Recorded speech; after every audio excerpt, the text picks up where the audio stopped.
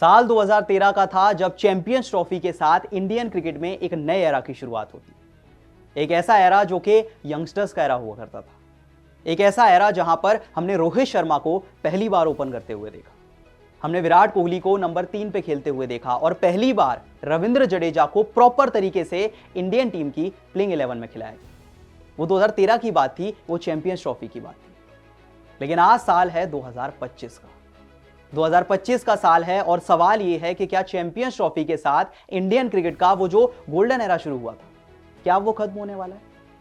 और 2025 की champions trophy में क्या हम रोहित शर्मा, विराट कोहली और रविंद्र जडेजा के एक्सपीरियंस ट्रायो को क्या आखिरी बार खेलते हुए देखेंगे? क्या इसके बाद जब भी कोई आईसीसी टूर्नामेंट होगा उसमें रोहित शर्मा, विराट कोहली और रविंद्र जडेजा हमें एक साथ नहीं दिखेंगे? वेल, देखिए, दोनों पॉसिबिलिटीज हैं। हो सकता है कि ये सब खेलते हुए दिख भी जाएं और हो सकता है ये ना दिखे, लेकिन ज्यादा पॉसिबिलिटी इस चीज की है कि ऐसा ना हो। और जिस एरा की शुरुआत 2013 की चैंपियंस ट्रॉफी में हुई थी, आज वही एरा 2025 की चैंपियंस ट्रॉफी में खत्म होने जा रहा है।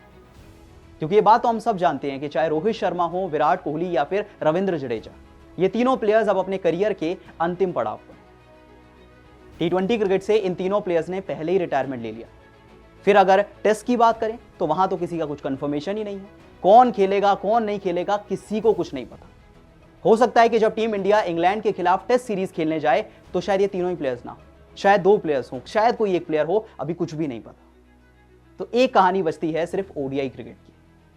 और अगला ओडीआई का बड़ा टूर्नामेंट या कहें कि आईसीसी टूर्नामेंट 2027 में है।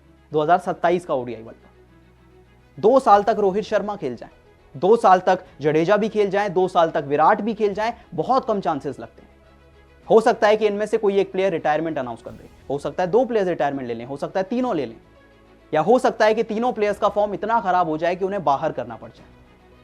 तो इन शॉर्ट सारी कहानी यही है कि जो एक गोल्डन एरा इंडिया का 2013 में शुरू हुआ था, क्या 2025 में खत्म हो जाएगा?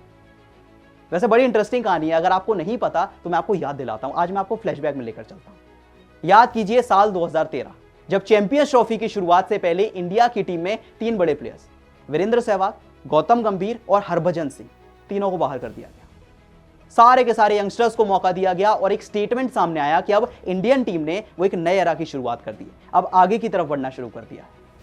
क्योंकि चैंपियंस ट्रॉफी से पहले इंडिया के लिए गौतम गंभीर और वीरेंद्र सहवाग ओपन किया करते थे। Harbhajan Singh as a spinner खेला करते थे। ना जडेजा की जगह थी, ना रोहित शर्मा की जगह थी। सिर्फ एक विराट कोहली थे जो नंबर 3 पे खेलते थे, लेकिन रोहित शर्मा तो वो मिडिल ऑर्डर में खेलते थे। लेकिन फिर आती है चैंपियंस ट्रॉफी और महेंद्र सिंह धोनी एक मास्टर स्ट्रोक खेलते हैं। सबसे पहले तो वो रोहित शर्मा से ओपन कराना शुरू करते हैं। जो टीम इंडिया का ओपनिंग पेयर सहवाग और गंभीर हुआ करता था, वो सडनली चेंज होकर रोहित धवन बन जाता है। 3 पर विराट कोहली खेलते हैं और रविंद्र जडेजा को सारे मैचेस में प्रॉपर मौके दिए जाते हैं। और उसके बाद क्या कुछ हुआ इंडियन क्रिकेट में हम सब जानते हैं, क्योंकि शिखर धवन और रोहित शर्मा का वो जो एक ओपनिंग पेयर था, जिसे पहली बार मौका दिया गया था, वो इंडियन क्रिकेट का one of the most successful opening pair बन गया। अगर इतिहास की बात करें तो 4 सबसे सक्सेसफुल ओपनिंग पेयर। पूरे टूर्नामेंट में रोहित शर्मा, शिखर धवन ने क्या कमाल की पारियां खेली, कमाल की पार्टनरशिप बनाई, और अगर इंडिया ने टाइटल जीता तो दोनों का बड़ा रोल था। अगर दोनों की पार्टनरशिप की बात करें तो दोनों ने मिलाकर लगभग 5000 रन बनाए 115 इनिंग्स के अंदर। 45 का एवरेज था, 18 सेंचुरी स्टैंड्स थे और 15 हाफ सेंचुरी पार्टनरशिप्स थी। ये कमाल था शिखर धवन का, जिन्हें प्लेयर ऑफ द टूर्नामेंट मिला, जिन्हें गोल्डन बैट दिया गया। क्या कमाल का परफॉर्मेंस उनका था। 363 रन के साथ वो लीडिंग रन स्कोरर थे। और यही कहानी रोहित शर्मा की थी। रोहित शर्मा टूर्नामेंट के 4th लीडिंग रन स्कोरर थे। 177 रन बनाए थे 5 इनिंग्स के अंदर। पहली बार रोहित शर्मा को हमने ओपन करते हुए देखा और उन्होंने कभी पीछे मुड़कर नहीं देखा। 5 मैचेस के अंदर 177 रन बनाए, 35 के एवरेज से 250 के साथ। विराट कोहली की भी यही कहानी थी, उन्होंने भी कमाल किया। 5 मैचेस के अंदर 176 रन बनाए, 58 का एवरेज था, 150 प्लस स्कोर। फिर अगर रविंद्र जडेजा की बात कर लें तो वो टूर्नामेंट के लीडिंग विकेट टेकर थे, उन्हें गोल्डन बॉल दिया गया। उनके परफॉर्मेंस की बात करें तो रविंद्र जडेजा ने पूरे टूर्नामेंट के अंदर सबसे ज्यादा विकेट चटकाए। 5 मुकाबलों में रविंद्र जडेजा आते हैं, 12 विकेट चटकाते हैं सिर्फ 3 के इकोनॉमी से। और वो एक ऐसा टूर्नामेंट था जहां इंडियन क्रिकेट में 3 सबसे बड़े प्लेयर्स रोहित शर्मा, विराट कोहली और रविंद्र जडेजा का राइज शुरू हो गया था। फिर उसके बाद हमने चाहे टी20 क्रिकेट हो, टेस्ट क्रिकेट हो, ओडीआई क्रिकेट हो, सारे बड़े टूर्नामेंट्स में इन तीनों को एक साथ खेलते देखा।